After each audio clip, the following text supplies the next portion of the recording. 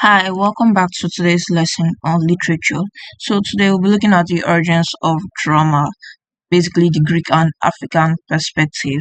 But we have various origins of drama, such as the Greek, the Roman, the Indian, and the Asian African drama. So to start with, let's start considering the Greek and African drama perspective, starting with the Greek origin of drama.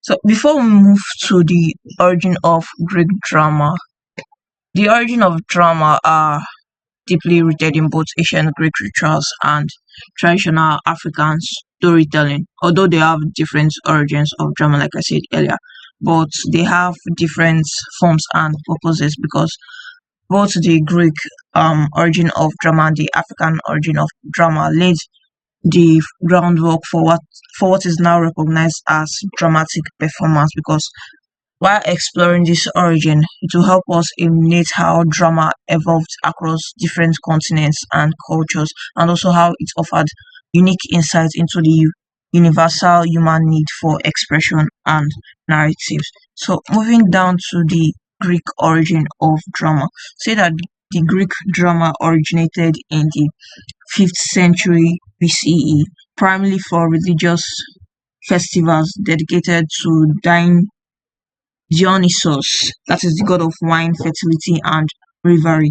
So the Dionysian festival featured performance of dithyrambs, choral hymns, and songs in honor of Dionysus. So this Greek drama gradually evolved into theoretical performance with structured narratives and characters. So we also have Tipsis as another aspect of the Greek origin of drama. So Tipsy was a priest of Dionysus and is credited with introducing dialogues between actors and the chorus, marking the birth of both drama and theatre. So the Greek drama or theatre introduced dramatic structure, including the use of actors, chorus, and non-religious themes, laying the groundwork for Western drama. So the Greek origin of drama laid the groundwork for Western um drama, and it also helped in influential playwrights like Achilles, Sophocles, and Euripides, which were important in establishing drama as a central and sophisticated component of Greek cultural life, and also helps in reflecting societal values and philosophical inquiries. So the major aspect of the Greek origin of drama was the Dionysian festival, the dithyrambic cures, and the structured plays, as well as the key playwrights that laid the groundwork for Western drama. So let's move down to the structure of the Greek drama. So the Greek drama was categorized into three primary genres or subgenres. We have the tragedy, we have the comedy, and we have the satire plays. So for the tragedy, this one under the Greek drama, it explores serious and sober themes, which often involves human suffering, faith, and moral dilemmas. So tragedy typically features noble characters facing downfalls due to their flaws or mistakes. So we have famous example of tragedy under the Greek drama. We have the Orestia, that is a trilogy that delves into themes of justice, revenge, and human condition. Then we have Oedipus Rex, that is exploring themes of faith and free will. Then lastly, we have the Media, which showcases psychological depth and strong female characters. So um these are famous examples under the Greek form of tragedy. Then moving on to the comedy. You know that comedy uses humor and satire to critique societal norms and human action. So comedians often address social issues in a light-hearted or exaggerated manner. And we have notable examples of comedy under the Greek drama. We have the Lysistrata or Lysistrata, that is how a play or a form of drama addressing how women can influence political decisions through a sex strike to end the Peloponnesian War. Then we have the Clouds and the Frogs, which is a satirical play that involves Athenian society and politics. Then moving on to the satirical plays, this one has to do with short comedic play featuring huge humor and mythical creatures, often performed between tragic performance and comedy. So these plays provided comic relief and were known for their crude humor. So these are the three primary genres of the Greek drama under the structure of Greek drama. So let's move down to the origin of African drama or the African roots of drama.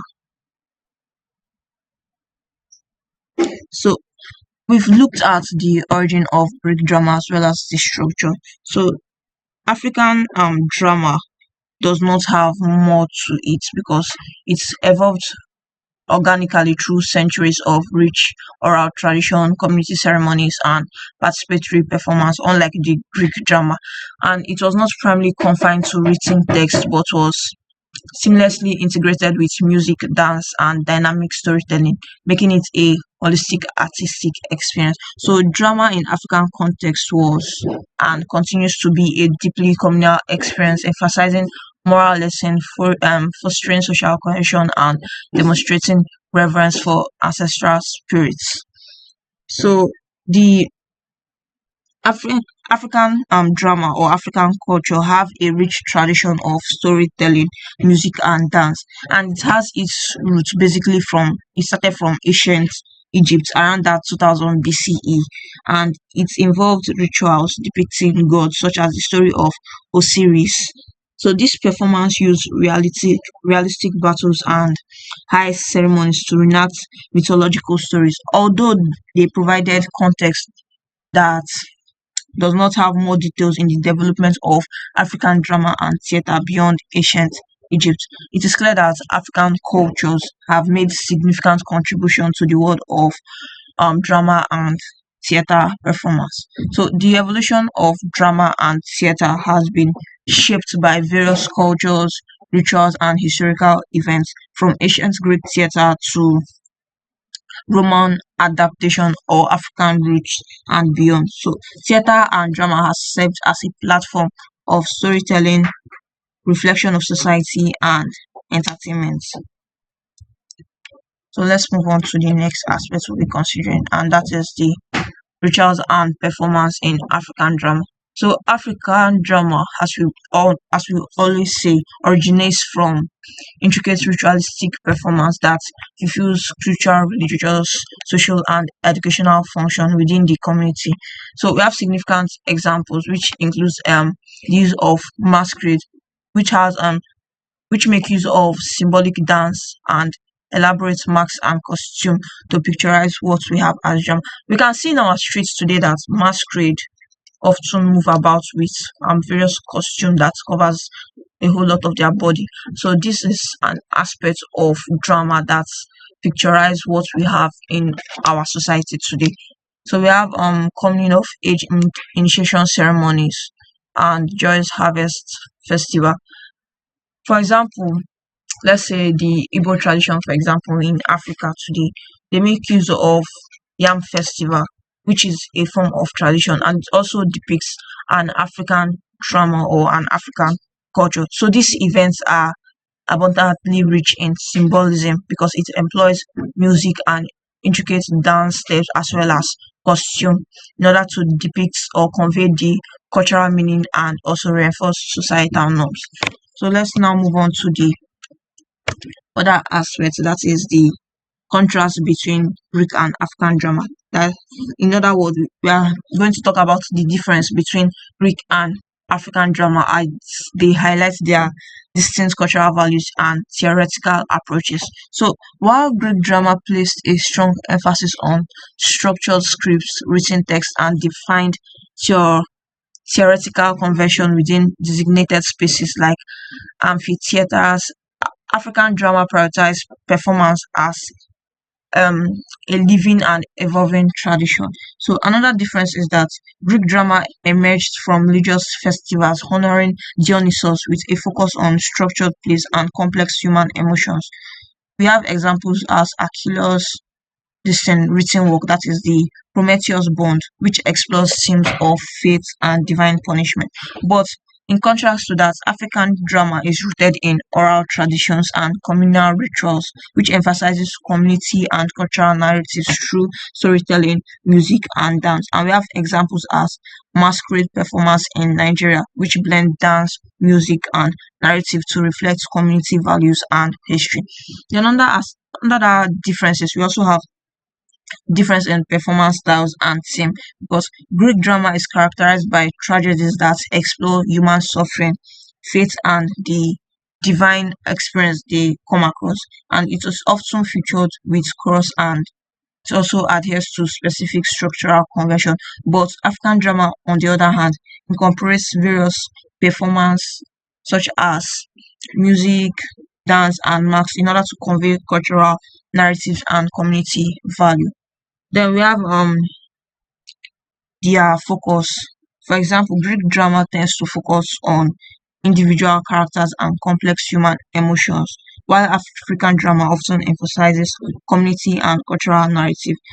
Then we have the style for both Greek and African drama, in the sense that Greek drama is known for its structured plays and the use of chorus, whereas African drama uses a range of performance such as music, dance, and marks. So these are the major difference between Greek drama and African drama. You can also see some difference there on your screen, where we have Greek drama emphasizes structured scripts. So it also has strong theoretical convention, and it says author-centered creation.